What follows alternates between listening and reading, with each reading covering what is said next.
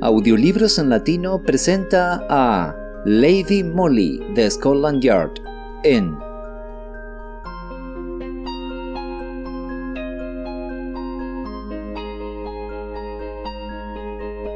El misterio de Ninescore, escrito por Emma Orczy. Bueno, ya sabes, algunos dicen que es hija de un duque, otros que nació en la miseria y que el título fue agregado a su nombre para darle estilo e influencia. Podría contar mucho, claro, pero mis labios están sellados, como dicen los poetas. Durante toda su exitosa carrera en Scotland Yard me honró con su amistad y confianza, pero cuando me tomó como su compañera, por así decirlo, me hizo prometer que jamás revelaría nada de su vida privada, y esto lo juré por la Biblia, que me caiga muerto y todo lo demás. Sí, siempre la llamábamos mi señora, desde el momento en que la pusieron al frente de nuestra sección, y el jefe la llamaba Lady Molly en nuestra presencia.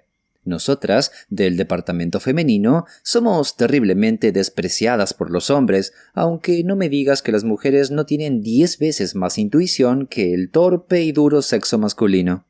Estoy convencida de que no tendríamos tantos crímenes sin resolver si algunos de los llamados misterios fueran sometidos a la investigación femenina.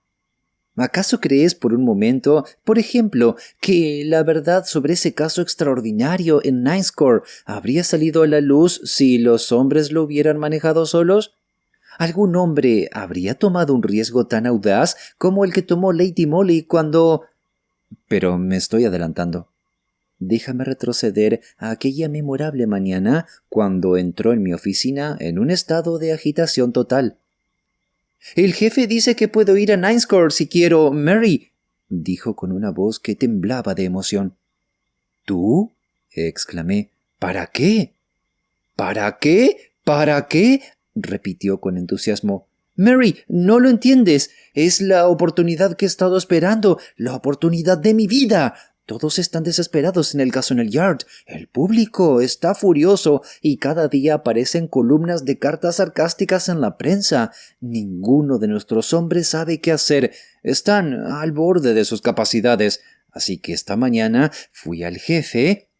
«¿Sí?», pregunté ansiosa, porque de repente dejó de hablar. «Bueno, no importa ahora cómo lo hice, te lo contaré todo en el camino, porque apenas tenemos tiempo para tomar el tren de las 11 a Canterbury. El jefe dice que puedo ir y que puedo llevar a quien quiera conmigo. Sugirió a uno de los hombres, pero siento que este es un trabajo para mujeres, y prefiero llevarte a ti, Mary, antes que a nadie. Repasaremos los detalles preliminares del caso juntas en el tren, ya que supongo que no los tienes todos claros aún, y solo tienes tiempo de juntar algunas cosas y encontrarme en la taquilla de Charing Cross a las 11 en punto». Se fue antes de que pudiera hacerle más preguntas, y de todos modos estaba demasiado atónita para decir mucho. Un caso de asesinato en manos del departamento femenino. Algo así nunca se había escuchado. Pero yo también estaba emocionada y me aseguré de estar en la estación a tiempo. Por suerte, Lady Molly y yo conseguimos un compartimiento para nosotras solas. Era un tren directo a Canterbury, así que teníamos mucho tiempo por delante y estaba ansiosa por saber todo sobre este caso, ya que tendría el honor de ayudar a Lady Molly en él. El asesinato de Mary Nichols había sido cometido en Ashcourt, una magnífica mansión antigua situada en el pueblo de Ninescore. La corte está rodeada de terrenos bellamente arbolados, siendo la parte más fascinante una isla en medio de un pequeño estanque, que está cruzada por un pequeño puente rústico. La isla se llama La Desolación y está en el extremo más alejado de los terrenos, fuera de la vista y al alcance del sonido de la mansión. Fue en este encantador lugar, en el borde del estanque, donde se encontró el cuerpo de una joven el 5 de febrero pasado. Les ahorraré los horribles detalles de este espantoso hallazgo. Basta con decir por ahora que la desafortunada mujer yacía boca abajo, con la parte inferior de su cuerpo sobre el pequeño terraplén cubierto de césped y su cabeza, brazos y hombros sumidos en el fango del agua estancada justo debajo. Fue Timothy Coleman, uno de los jardineros auxiliares de Ashcourt, quien hizo este horrible descubrimiento. Había cruzado el puente rústico y recorrido toda la isla cuando notó algo azul tirado medio dentro y medio fuera del agua más allá. Timothy es un tipo tosco y sin emociones, y una vez que comprobó que el objeto era un cuerpo de mujer con un vestido azul con ribetes blancos, se inclinó tranquilamente y trató de levantarlo del barro. Pero aquí incluso su tosudez cedió ante la terrible visión que se reveló ante él. Era obvio que la mujer, quienquiera que fuera, había sido brutalmente asesinada, pues su vestido en la parte delantera estaba manchado de sangre. Pero lo que fue tan espantoso que incluso hizo que el viejo Timothy se sintiera enfermo de horror fue que, debido a que la cabeza, los brazos y los hombros aparentemente habían estado en el fango durante algún tiempo, se encontraban en un estado avanzado de descomposición. Bueno, se hizo todo lo necesario de inmediato, por supuesto. Coleman fue a buscar ayuda a la caseta, y pronto la policía estaba en el lugar y había trasladado los restos de la desafortunada víctima a la pequeña estación de policía local. Ninescore es un pueblo tranquilo y apartado, situado a unas 7 millas de Canterbury y a 4 de Sandwich. Pronto, todo el mundo en el lugar había oído que se había cometido un terrible asesinato en el pueblo y todos los detalles ya se discutían libremente en el Green Man. Para comenzar, todos decían que, aunque el cuerpo en sí podría ser prácticamente irreconocible, el vestido de sarga azul brillante con los ribetes blancos era inconfundible, al igual que el anillo de perlas y rubíes y la cartera de cuero rojo que el inspector Measures encontró cerca de la mano de la mujer asesinada. A las 2 horas del espantoso hallazgo de Timothy Coleman, la identidad de la desafortunada víctima quedó firmemente establecida como la de Mary Nichols, que vivía con su hermana Susan en el segundo de Elm Cottage, en Ninescore Lane, casi frente a Ashcourt. También se supo que, cuando la policía llamó a esa dirección, encontraron el lugar cerrado y aparentemente deshabitado. La señora Hooker, que vivía en el número 1 al lado, explicó al inspector Measures que Susan y Mary Nichols habían dejado su casa hacía unos 15 días y que no las había visto desde entonces. «Será dentro de 15 días», dijo. «Yo estaba justo detrás de mi propia puerta llamando al gato para que entrara. Ya era pasada las 7 y estaba tan oscuro como jamás se haya visto. Apenas podías ver la mano delante de los ojos y venía una llovizna húmeda de todas partes. Susan y Mary salieron de su cabaña. No pude ver bien a Susan, pero oí la voz de Mary bastante distinta. Ella dijo, «Tenemos que apurarnos», dijo. Yo, pensando que tal vez iban a caer algunas compras en el pueblo, les grité que acababa de oír sonar el reloj de la iglesia a las 7 y que siendo jueves y cerrando temprano, encontrarían todas las tiendas cerradas en Ninescore. Pero no hicieron caso y se alejaron hacia el pueblo, y esa fue la última vez que las vi.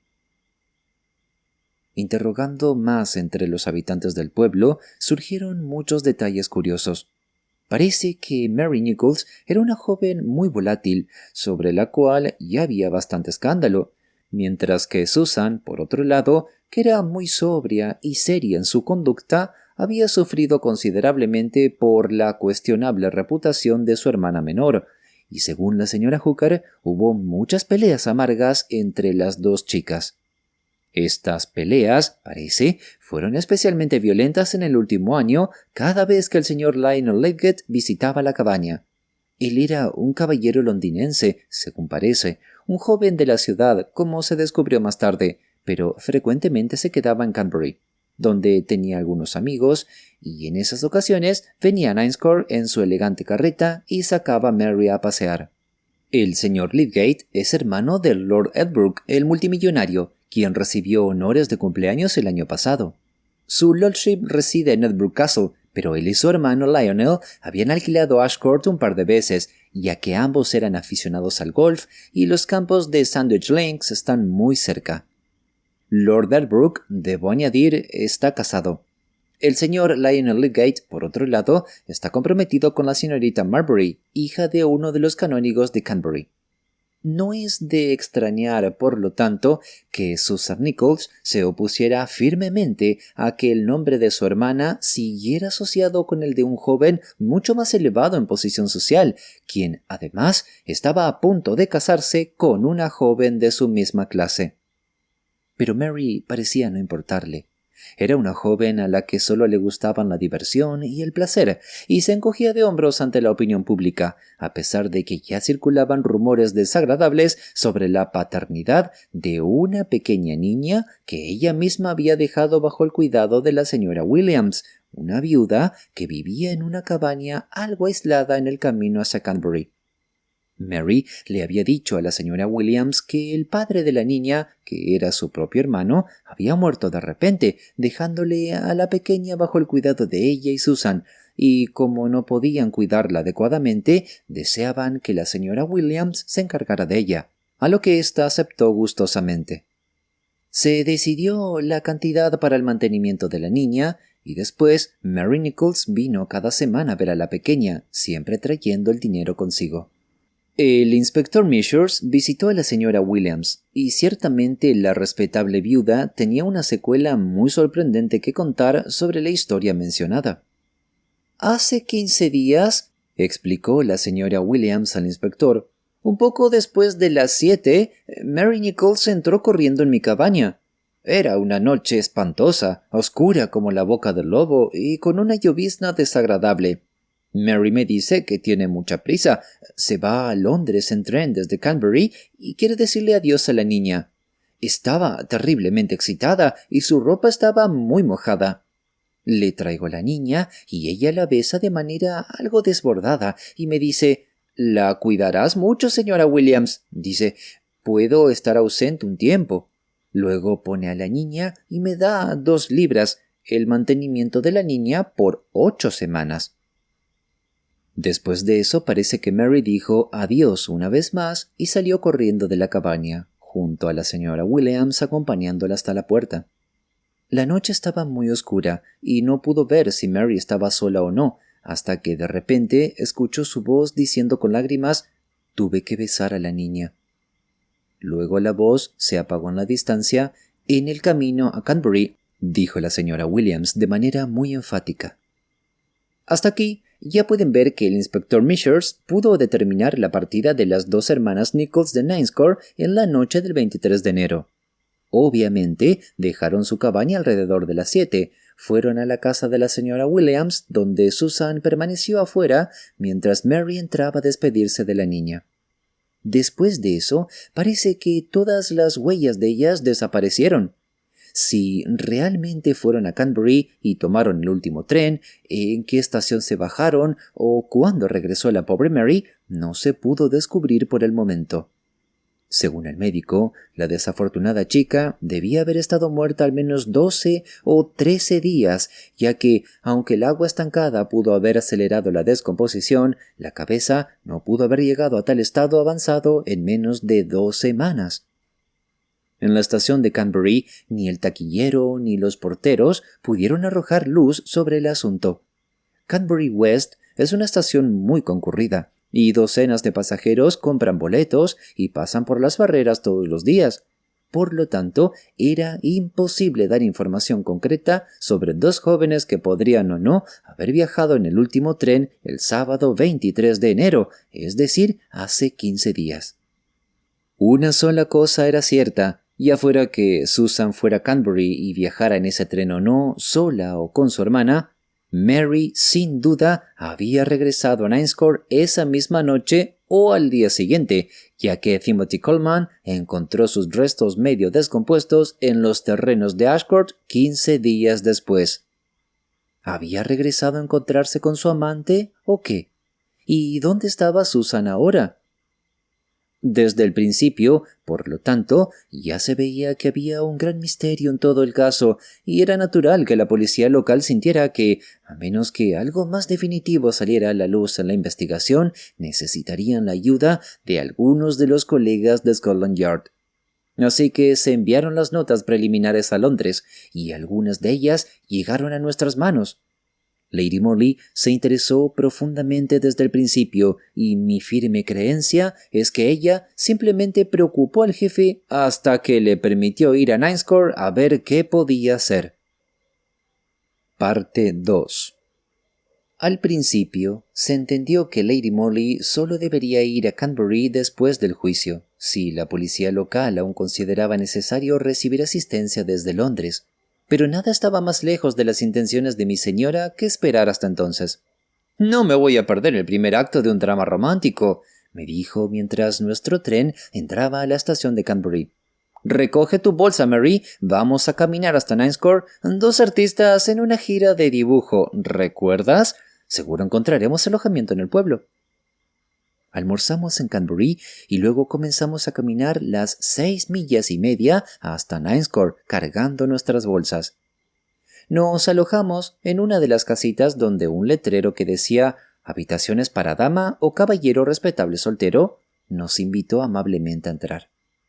A las 8 de la mañana siguiente nos dirigimos a la estación de policía local, donde tendría lugar el juicio. Era un lugar pequeño y curioso, ¿sabes? Solo una cabaña adaptada para uso oficial, y la pequeña sala estaba repleta al máximo de su capacidad. Toda la población en edad de trabajar de los alrededores, creo yo, se había congregado en esos 10 metros cúbicos de atmósfera sofocante. El inspector Measures, informado por el jefe de nuestra llegada, había reservado 2 buenos lugares para nosotras, bien a la vista de los testigos, el forense y el jurado. La sala era insoportablemente calurosa, pero te aseguro que ni Lady Molly ni yo pensamos mucho en nuestra comodidad en ese momento. Estábamos terriblemente interesadas. Desde el principio, el caso parecía envolverse cada vez más en un manto de misterio impenetrable. Había muy pocas pistas, solo esa terrible intuición, esa oscura sospecha no expresada sobre la culpabilidad de un hombre en particular que parecía flotar en las mentes de todos los presentes. Ni la policía ni Timothy Coleman tenían algo que añadir a lo ya conocido. Se presentaron el anillo y el bolso, así como el vestido que llevaba la mujer asesinada. Varios testigos juraron que todos pertenecían a Mary Nichols. Timothy, al ser interrogado en detalle, dijo que, en su opinión, el cuerpo de la joven había sido empujado hacia el lodo, ya que la cabeza estaba completamente incrustada en él, y no veía cómo podría haber caído de esa manera. Las pruebas médicas se repitieron, eran tan inciertas y vagas como antes. Debido al estado de la cabeza y el cuello, era imposible determinar por qué medio se había dado el golpe mortal. El médico repitió su declaración de que la desafortunada joven debía llevar muerta al menos 2 semanas. El cuerpo fue descubierto el 5 de febrero. 2 semanas antes habría sido alrededor del 23 de enero. El cuidador que vivía en la caseta de entrada de Ashcourt tampoco pudo arrojar mucha luz sobre el misterioso evento. Ni él ni ningún miembro de su familia habían visto o escuchado nada que despertara sus sospechas. Sin embargo, explicó que el bosque donde se cometió el asesinato estaba situado a unos 200 metros de la caseta, con la mansión y el jardín de flores entre ambos. Respondiendo a una pregunta de un miembro del jurado, dijo que esa parte de los terrenos solo estaba separada del sendero Ninescore Lane por un muro bajo de ladrillo, que tenía una puerta que se abría directamente hacia el sendero, casi frente a las cabañas Elm. Añadió que la mansión había estado vacía durante más de un año y que le había sucedido al último cuidador, que murió hacía unos 12 meses. El señor Lydgate no había ido a jugar golf desde que él estaba a cargo. Sería inútil recapitular todo lo que los diferentes testigos ya habían dicho a la policía y estaban dispuestos a jurar ahora. La vida privada de las hermanas Nichols fue explorada a fondo, al menos tanto como se sabía públicamente. Pero ya sabes cómo son los habitantes de los pueblos. Excepto cuando hay un poco de escándalo y chismes, saben muy poco sobre las vidas privadas de los demás. Las 2 jóvenes parecían estar bastante bien económicamente. Mary siempre iba elegantemente vestida, y la bebé, que había dejado al cuidado de la señora Williams, tenía ropa buena y cara, mientras que su manutención, 5 chelines a la semana, se pagaba con regularidad. Lo que parecía cierto, sin embargo, era que no se llevaban bien, que Susan se oponía violentamente a la relación de Mary con el señor Lydgate y que recientemente había hablado con el vecino pidiéndole que tratara de persuadir a su hermana para que se marchara de Ninescore, rompiendo completamente con el pasado. El reverendo Octavius Ludlow, vicario de Ninescore, parece haber tenido entonces una pequeña charla con Mary sobre el tema, sugiriéndole que aceptara una buena posición en Londres. Pero, continuó el reverendo caballero, no logré impresionarla mucho. Todo lo que me respondió fue que ciertamente nunca necesitaría entrar al servicio doméstico, ya que tenía un buen ingreso propio y podía obtener 5.000 libras o más fácilmente en cualquier momento si lo deseaba. ¿Mencionó usted el nombre del señor Lydgate?, preguntó el forense. Sí, lo hice, dijo el vicario tras una leve vacilación. ¿Y cuál fue su actitud entonces? Me temo que se rió, respondió el reverendo Octavius con aire solemne, y dijo de manera pintoresca, aunque algo incorrecta gramaticalmente, que algunas personas no saben de qué están hablando. Todo muy indefinido, ¿verdad? Nada concreto, ningún motivo sugerido, más allá de una vaga sospecha de chantaje para explicar un crimen tan brutal. Sin embargo, no debo olvidar mencionar los otros 2 hechos que salieron a la luz durante este extraordinario juicio. Aunque en ese momento estos hechos parecieron de gran importancia para esclarecer el misterio, finalmente solo ayudaron a sumir el caso en una oscuridad aún más impenetrable que antes. Me refiero en primer lugar a la declaración de James Franklin, un carretero al servicio de uno de los granjeros locales. Afirmó que alrededor de las 6:30 de esa misma noche del sábado 23 de enero estaba caminando por Ninescore Lane llevando su caballo y su carreta, ya que la noche era muy oscura. Justo cuando pasaba cerca de las cabañas Elm, escuchó una voz masculina diciendo en un tipo de susurro ronco: «¡Abre la puerta! ¿No puedes? Está más oscuro que el infierno». Luego hubo una pausa, tras la cual la misma voz añadió: «Mary, ¿dónde diablos estás?», a lo que una voz femenina respondió: «¡Ya voy! ¡Ya voy!». James Franklin no escuchó nada más después de eso, ni vio a nadie en la penumbra. Con la imperturbabilidad peculiar de los campesinos de Kent, no pensó más en el asunto hasta el día en que se enteró de que Mary Nichols había sido asesinada. Entonces se presentó voluntariamente y contó su historia a la policía. Ahora, cuando fue interrogado minuciosamente, no pudo precisar si esas voces provenían del lado del camino donde se encuentran las cabañas Elm o del otro lado, delimitado por un bajo muro de ladrillo. Finalmente, el inspector Measures, quien realmente mostró un extraordinario sentido del drama, presentó un documento que había reservado para el final.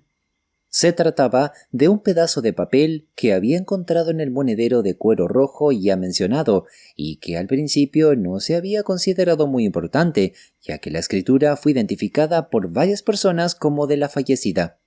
Consistía simplemente en una serie de fechas y horas garabateadas a lápiz en un trozo de papel. Pero de repente, estas fechas habían adquirido un significado extraño y terrible. Al menos 2 de ellas, el 26 de diciembre y el 1 de enero, seguidas por 10 a.m., eran días en los que el señor Lydgate había ido a Ninescore y llevado a Mary a pasear. 1 o 2 testigos juraron esto con seguridad. Ambas fechas coincidían con encuentros locales de las Harriers a las que otras personas del pueblo también habían asistido, y Mary había comentado abiertamente después cuánto había disfrutado de ellos. Las otras fechas, en total eran 6, eran más o menos imprecisas. Una tal señora Hooker recordó que una de ellas coincidía con un día en que Mary Nichols había estado fuera de casa, pero la última fecha, garabateada con la misma letra, era el 23 de enero, y debajo aparecía la hora, 6 p.m. El forense aplazó entonces la investigación. Una explicación del señor Lionel Lydgate se había vuelto imperativa. Parte 3. La excitación pública había alcanzado un punto álgido. Ya no eran solo un caso de interés local. Las posadas rurales de los alrededores estaban abarrotadas de visitantes de Londres, artistas, periodistas, dramaturgos y directores de teatro, mientras que los hoteles y los carruajes de alquiler de Canterbury hacían un negocio redondo. Ciertos hechos y una imagen vívida destacaban claramente en medio del caos de evidencias contradictorias y relevantes. La imagen de las dos mujeres caminando bajo la lluvia y en la oscuridad absoluta hacia Canterbury. Más allá de eso, todo era un borrón. ¿Cuándo volvió Mary Nichols a Ninescore y por qué? Se susurraba abiertamente que había regresado para cumplir una cita con Lionel Lydgate, pero esa cita, si las notas encontradas interpretaron correctamente, era para el mismo día en que ella y su hermana se marcharon de casa. Una voz masculina la llamó a las 6:30, ciertamente, y ella respondió. Franklin, el carretero, lo escuchó, pero media hora después, la señora Hooker también escuchó su voz cuando salió de casa con su hermana y visitó a la señora Williams después de eso. La única teoría compatible con todo esto era, por supuesto, que Mary simplemente acompañó a Susan parte del camino hacia Canterbury. Luego regresó para encontrarse con su amante, quien la trajo hacia los terrenos desiertos de Ashcourt y allí la asesinó. El motivo no era difícil de encontrar. El señor Lionel Lydgate, a punto de casarse, deseaba silenciar para siempre una voz que amenazaba con ser desagradablemente persistente en sus demandas de dinero y amenazas de escándalo. Pero había un gran argumento en contra de esa teoría, la desaparición de Susan Nichols. Su búsqueda había sido ampliamente anunciada. El asesinato de su hermana fue publicado en todos los periódicos del Reino Unido, no podía ignorarlo. Y sobre todo, odiaba al señor Lydgate. ¿Por qué no vino a agregar el peso de su testimonio contra él, si, de hecho, era culpable? Y si el señor Lydgate era inocente, entonces, ¿dónde estaba el criminal? ¿Y por qué había desaparecido Susan Nichols? ¿Por qué? ¿Por qué? Bueno, el día siguiente lo aclararía. La policía había citado al señor Lionel Lydgate para que testificara en la continuación de la investigación. Guapo, muy atlético y visiblemente nervioso y afectado, entró en la pequeña sala del tribunal acompañado por su abogado, justo antes de que el forense y el jurado tomaran asiento. Miró con atención a Lady Molly mientras se sentaba, y por la expresión de su rostro adiviné que estaba muy desconcertado por no saber quién era ella. Fue el primer testigo llamado.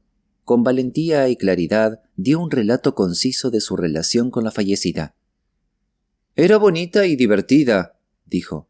«Me gustaba salir con ella cuando estaba en la zona. No era una molestia para mí. No había nada malo en ella, sin importar lo que dijeran los chismes del pueblo. Sé que había tenido problemas, como dicen, pero eso no tenía nada que ver conmigo. No era mi lugar ser duro con una chica, y me imagino que fue muy maltratada por algún sinvergüenza». Aquí, el forense lo presionó para que explicara qué quería decir. Pero el señor Lydgate se puso terco y a cada pregunta insistente respondió con firmeza y énfasis: «No sé quién fue, no tenía nada que ver conmigo, pero sentí lástima por la chica porque todos estaban en su contra, incluida su hermana, y traté de darle un poco de alegría cuando pude». Eso estuvo bien, muy contado con simpatía. Al público le agradó este agradable espécimen del hombre inglés amante del cricket, el golf y el fútbol. Posteriormente, el señor Lydgate admitió haberse encontrado con Mary el 26 de diciembre y el 1 de enero, pero juró enfáticamente que esa fue la última vez que la vio. «¿Pero el 23 de enero?» insinuó el forense. «¿Hizo una cita con la fallecida ese día?» «Ciertamente no», respondió. «¿Pero la vio ese día?» «Definitivamente no», replicó con calma. «Fui al castillo de Edbrook, la casa de mi hermano en Lincolnshire, el 20 del mes pasado, y solo regresé a la ciudad hace unos 3 días».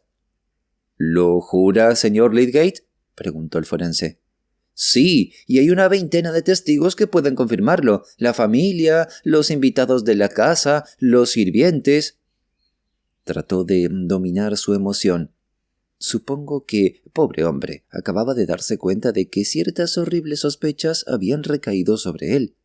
Su abogado lo tranquilizó y pronto se sentó, mientras debo decir que todos los presentes se sintieron aliviados al pensar que el apuesto joven atleta no era un asesino después de todo. Mirándolo, ciertamente parecía absurdo.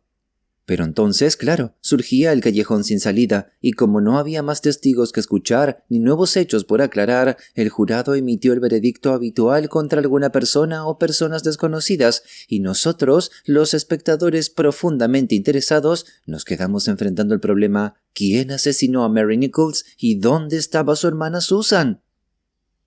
Parte 4.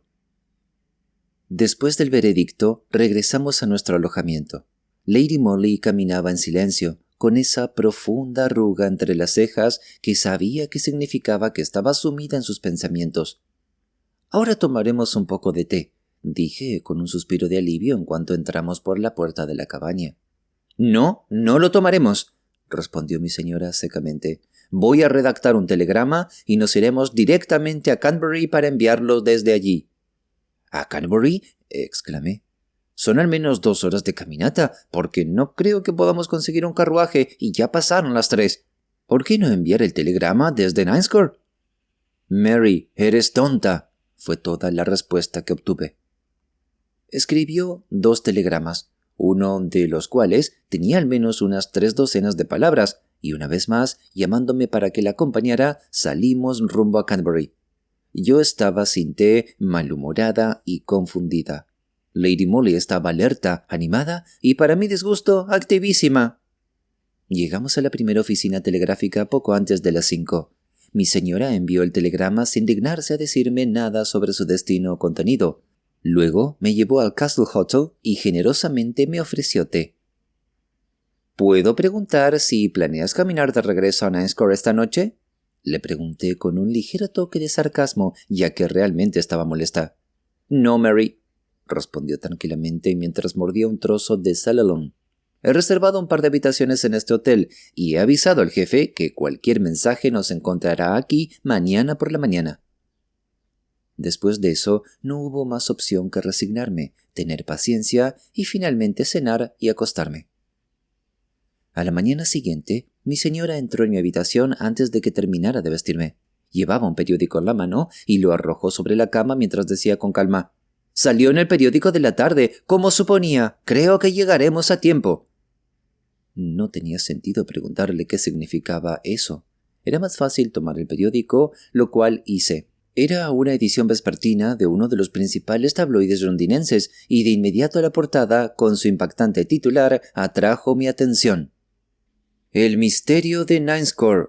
La bebé de Mary Nichols está muriendo». Debajo de esto, un breve párrafo decía: «Lamentamos informar que la pequeña hija de la desafortunada joven que fue asesinada recientemente en Ashcourt, Ninescore, Kent, en circunstancias tan terribles y misteriosas, está gravemente enferma en la casa de la señora Williams, a cuyo cuidado está. El médico local que la visitó hoy declara que no podrá sobrevivir más de unas pocas horas.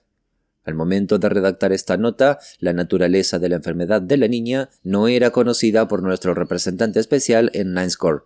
«¿Qué significa esto?», pregunté sobresaltada. Pero antes de que pudiera responder, llamaron a la puerta. «Un telegrama para la señorita Granard», dijo la voz del portero. «Rápido, Mary», dijo Lady Molly con entusiasmo. «Le pedí al jefe y también a Measures que enviaran un telegrama aquí a tu nombre». El telegrama resultó venir de Ninescore y estaba firmado por Measures. Lady Molly lo leyó en voz alta. «Mary Nichols llegó aquí esta mañana. La detuvimos en la estación. Vengan de inmediato». «¿Mary Nichols? No entiendo», fue todo lo que logré decir. Pero ella solo respondió: «¡Lo sabía! ¡Lo sabía! ¡Oh, Mary! ¡Qué cosa tan maravillosa es la naturaleza humana! ¡Y cuánto agradezco al cielo que me haya dado conocimiento sobre ella!». Me hizo vestirme rápidamente y luego engullimos algo de desayuno apresuradamente mientras preparaban un coche para nosotras. Tuve que satisfacer mi curiosidad con mis propias conjeturas, ya que Lady Molly estaba demasiado absorta para prestarme atención. Evidentemente el jefe sabía lo que había hecho y lo aprobaba. El telegrama de Measures lo indicaba. Mi señora se había convertido de repente en una personalidad. Vestida de forma muy discreta y con un sombrero elegante que le quedaba ajustado, parecía años mayor de lo que era debido también a la seriedad de su expresión. El coche nos llevó a Ninth Court con bastante rapidez. En la pequeña comisaría nos esperaba Measures. Tenía con él a Elliot y Pegram de Scotland Yard. Evidentemente habían recibido órdenes, pues los tres mostraban una actitud de gran deferencia. «La mujer es Mary Nichols, sin duda», dijo Measures mientras Lady Molly pasaba rápidamente junto a él. «La mujer que supuestamente había sido asesinada. Ese párrafo ridículo y falso sobre el bebé la sacó de su escondite. Me pregunto cómo llegó a publicarse», añadió con serenidad. «La niña está perfectamente bien». «Me pregunto», dijo Lady Molly mientras una sonrisa, la primera que había visto esta mañana, iluminaba su hermoso rostro. «Supongo que la otra hermana también aparecerá pronto», intervino Elliot. «Vaya lío que se nos viene encima ahora. Si Mary Nichols está viva y coleando, ¿quién fue asesinada en Ashcourt, eh?» «Yo también me lo pregunto», repitió Lady Molly con la misma encantadora sonrisa. Luego entró a ver a Mary Nichols. El reverendo Octavius Ludlow estaba sentado junto a la joven, que parecía muy angustiada, pues lloraba amargamente. Lady Molly pidió a Elliot y a los demás que se quedaran en el pasillo mientras ella entraba a la habitación, seguida de mí. Cuando la puerta se cerró, se acercó a Mary Nichols y, asumiendo un tono duro y severo, dijo: «Bueno, por fin te has decidido, ¿no es así, Nichols? Supongo que sabes que hemos solicitado una orden de arresto contra ti». La mujer lanzó un grito que, sin lugar a dudas, era de miedo. «¿Mi arresto?», jadeó. «¿Por qué?». «Por el asesinato de tu hermana Susan». «No fui yo», dijo rápidamente. «¿Entonces Susan está muerta?», respondió Lady Molly con calma. Mary vio que se había delatado. Miró a Lady Molly con un horror agonizante. Luego se puso pálida como una sábana y habría caído al suelo si el reverendo Octavius Ludlow no la hubiese guiado suavemente hacia una silla. «No fui yo», repitió con un sollozo desgarrador. «Eso será algo que tendrás que probar», dijo Lady Molly con sequedad. «La niña, por supuesto, no puede permanecer con la señora Williams. Será llevada al asilo y...»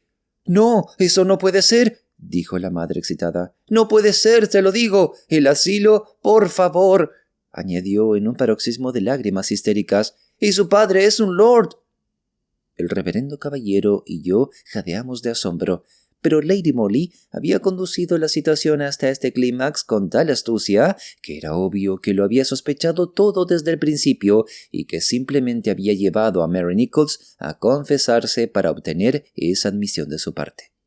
Qué bien había entendido la naturaleza humana al enfrentar a la madre contra el amante. Mary Nichols estaba dispuesta a esconderse, a separarse de su hija incluso por un tiempo, para salvar al hombre que una vez había amado de las consecuencias de su crimen, pero cuando escuchó que su hija estaba muriendo, ya no pudo soportar dejarla entre extraños, y cuando Lady Molly la provocó con el asilo, exclamó con orgullo maternal: «¿El asilo? ¿Y su padre es un lord?».